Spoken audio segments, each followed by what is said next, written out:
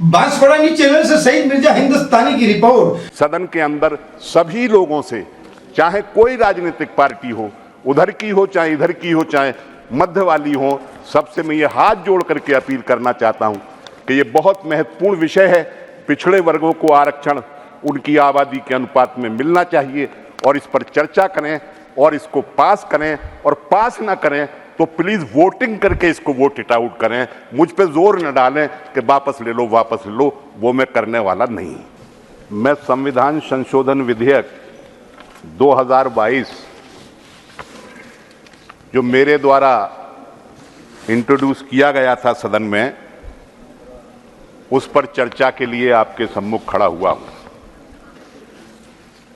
ये निजी विधेयक अत्यंत महत्वपूर्ण है क्योंकि हमारे देश के संविधान का आर्टिकल 16 सरकार से ये उम्मीद करता है कि वो उन पिछड़े वर्गों को जिनका प्रतिनिधित्व सरकारी नौकरियों में कम है या पर्याप्त नहीं है, उनको आरक्षण के लिए विशेष उपबंध करेगी। मैं चाहता हूं कि इसमें 2 लाइन का संशोधन कर दिया जाए। आरक्षण का उपबंध होगा, लेकिन वो पिछड़े वर्गों की आबादी के अनुपात में होना चाहिए। ये कोई बहुत नाजायज मांग नहीं है और आज देश के अंदर सभी राजनीतिक दल पिछड़ों के हक में खड़े होते हैं। उनको बराबरी देने के लिए, उनकी हिस्सेदारी देने के लिए अपने संकल्प को जनता के सामने व्यक्त भी करते हैं। तो मैं चाहता हूं कि इसमें कोई परेशानी किसी को नहीं है। ये बिल आबादी के अनुपात में आरक्षण देने से जो संबंधित है, हमारे सदन को पास कर देना चाहिए। इसमें किसी को कोई परेशानी नहीं होनी चाहिए। मैं इस सदन में थोड़े से समय को छोड़ करके पिछले 10 वर्षों से हूं और हमेशा मैंने देखा है कि सदन को नियमों के और परंपराओं के अनुसार चलाने की बात चेयर की तरफ से कही जाती है, आग्रह किया जाता है। हम लोग जहां तक संभव होता है नियमों और परंपराओं से चलने के लिए प्रतिबद्ध रहते हैं और उस पर अमल भी करते हैं। आज मैंने ये देखा कि निजी विधेयक को इंट्रोडक्शन के समय वोटेड आउट किया गया। ये परंपरा नहीं है। 10 साल में मैंने नहीं देखा और 10 साल में डिप्टी चेयरमैन साहब ने भी नहीं देखा होगा कि इस अवसर पर किया जाए। तो मैं पहले ही स्पष्ट कर देना चाहता हूं सर, मैं पहले ही सर इस पर बोलने से पहले मेरी माननीय मंत्री जी से कुछ बात हुई थी और मैंने कहा था कि जो परंपरा है उसी के अनुरूप मैं कार्य करूंगा। निजी विधेयक को वोटिंग के लिए नहीं रखने की आमतौर पर परंपरा रही है, लेकिन जब चूंकि नई परंपराओं का निर्माण होना ही है तो मैं पहले ही स्पष्ट कर रहा हूं सभी राजनीतिक दलों से कि मेरे इस विधेयक पर बहस करें, या तो इसे पास करें, और अगर पास करने में कोई परेशानी किसी को हो तो वोटिंग के माध्यम से इसको गिराने का साहस दिखाएं। जब ये बिल अंत में आएगा तो मैं चाहूंगा कि इस पर वोटिंग हो। सर, ये बिल चूंकि पिछड़े वर्गों के आरक्षण के संबंध में है, आर्टिकल 16 में हम चाहते हैं कि आबादी के अनुपात में आरक्षण पिछड़े वर्गों को मिलना चाहिए। आज का दिन 26 जुलाई आरक्षण के इतिहास में अत्यंत महत्वपूर्ण दिन है। 26 जुलाई 1902 में छत्रपति जी साहू जी महाराज ने अपने राज्य में पिछड़े वर्गों को आरक्षण देने की शुरुआत की थी। और ये संयोग है कि आज 26 जुलाई है और आज 26 जुलाई के दिन हम पिछड़े वर्गों को उनकी आबादी के अनुपात में सरकारी नौकरियों में आरक्षण देने के प्रावधान को लागू करने के विषय पर हम चर्चा कर रहे हैं। सर, मैडम, जैसा आप जानती हैं और हम सब लोग जानते हैं कि भारत के अंदर हमारे संविधान में जो अव्यवस्था है आरक्षण की, वो 22.5% SC और STs को मिला करके है और 27% का आरक्षण अन्य पिछड़े वर्गों को, जो OBC की लिस्ट है, मंडल कमीशन ने देने की सिफारिश की थी। मंडल कमीशन का जो आंकड़ा था वो 1931 की जनसंख्या के आधार पर लिया गया था और मंडल कमीशन ने अपनी सिफारिशों के अंदर ये लिखा था कि हालांकि 1931 की जनसंख्या के मुताबिक पिछड़ों की आबादी 52% बनती है, लेकिन चूंकि सुप्रीम कोर्ट की और अन्य अदालतों की कैपिंग लगी हुई है, 50% से ज्यादा आरक्षण हो नहीं सकता। अनुसूचित जाति और जनजातियों को मिलाकर के 22.5% का आरक्षण पहले से मौजूद है, इसलिए हम 27% आरक्षण देने की सिफारिश करते हैं। मंडल कमीशन की जो स्पिरिट थी, जो भावना थी, वो आबादी के अनुपात में आरक्षण देने की थी, लेकिन सुप्रीम कोर्ट की जो कैपिंग लगी हुई थी उसकी वजह से मंडल कमीशन 27% का आरक्षण अन्य पिछड़े वर्गों को देने के लिए मजबूर हुआ।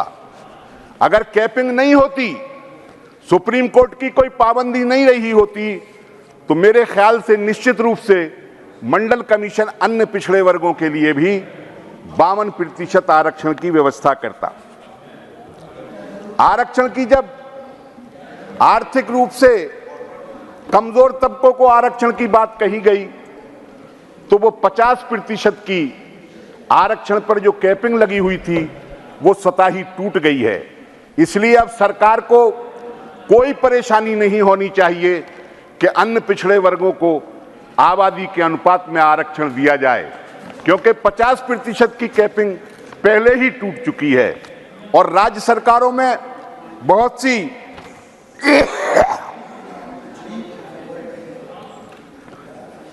राज्य सरकारें हैं जिन्होंने 50% से ज्यादा आरक्षण का प्रावधान किया गया है।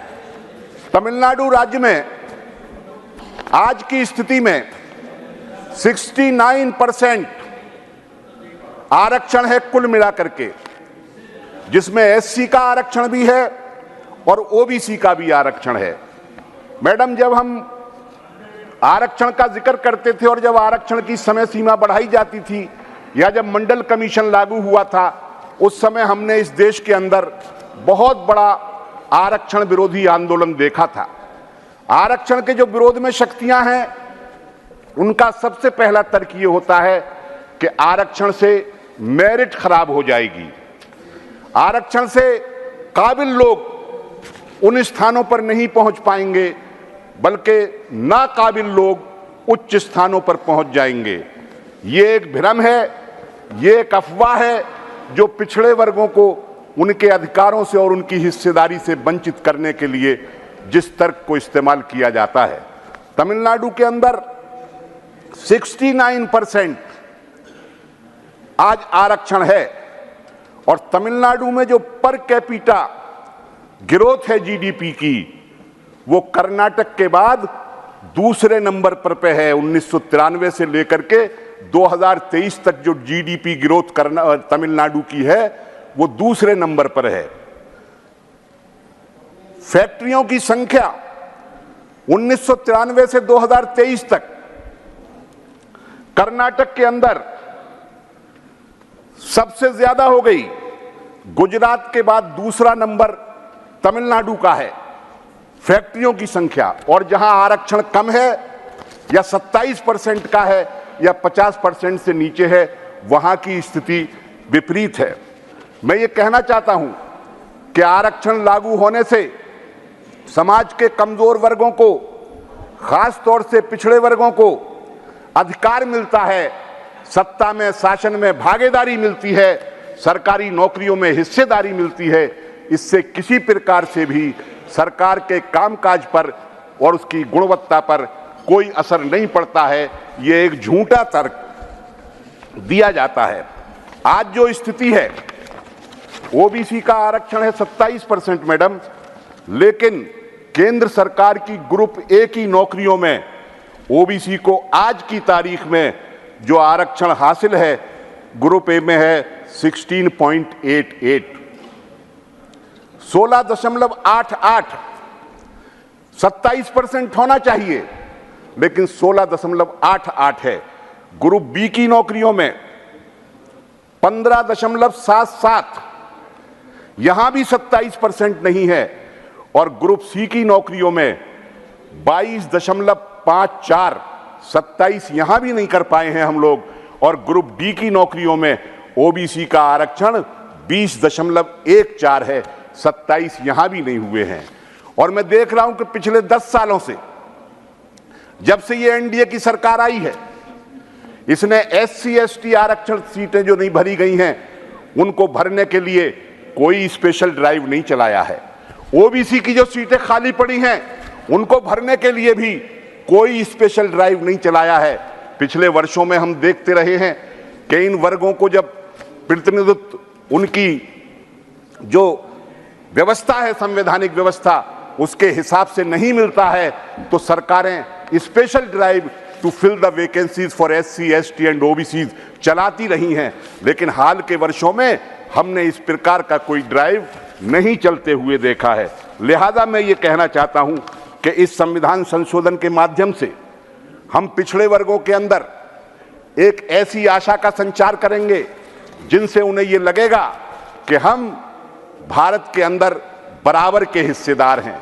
जिसकी जितनी संख्या भारी उतनी उसकी हिस्सेदारी, ये एक बहुत पॉपुलर नारा हाल के वर्षों में राजनीतिक क्षेत्रों में लगा है। और सार्वजनिक रूप से भी और अलग जब हम बात करते हैं तो ज्यादातर लोग इस बात से सहमति व्यक्त करते हैं कि हाँ, हिस्सेदारी तो होनी चाहिए। तो आबादी के अनुपात में आरक्षण दिए जाने से मेरे ख्याल से कोई परेशानी किसी को नहीं आनी चाहिए।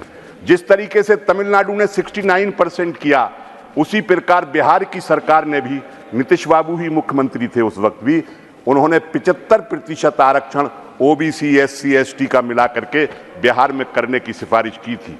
बिहार ने उसको रोक दिया हाई कोर्ट ने। झारखंड में 77% आरक्षण लागू करने की बात वहां की सरकार ने की थी, उसको भी रोक दिया गया। गवर्नर साहब ने साइन ही नहीं किए उनके उस दस्तावेज पर। और इसी प्रकार अन्य राज्यों में भी इस प्रकार का प्रयास जारी है। कर्नाटक में और महाराष्ट्र में भी 50% से ज्यादा आरक्षण करने की सिफारिश करने की मंशा वहां की सरकारों की थी। तो जब बहस के बाद बात होगी उस वक्त भी थोड़ा बोलूंगा।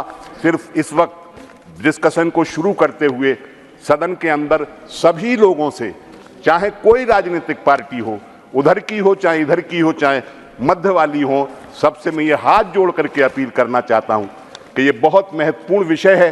पिछड़े वर्गों को आरक्षण उनकी आबादी के अनुपात में मिलना चाहिए और इस पर चर्चा करें और इसको पास करें। और पास ना करें तो प्लीज वोटिंग करके इसको वोट इट आउट करें। मुझ पे जोर न डालें कि वापस ले लो वापस ले लो, वो मैं करने वाला नहीं है। TN बांसवाड़ा न्यूज़ चैनल को सब्सक्राइब कर, लाइक और शेयर भी करते रहें। जय हिंद, जय भारत।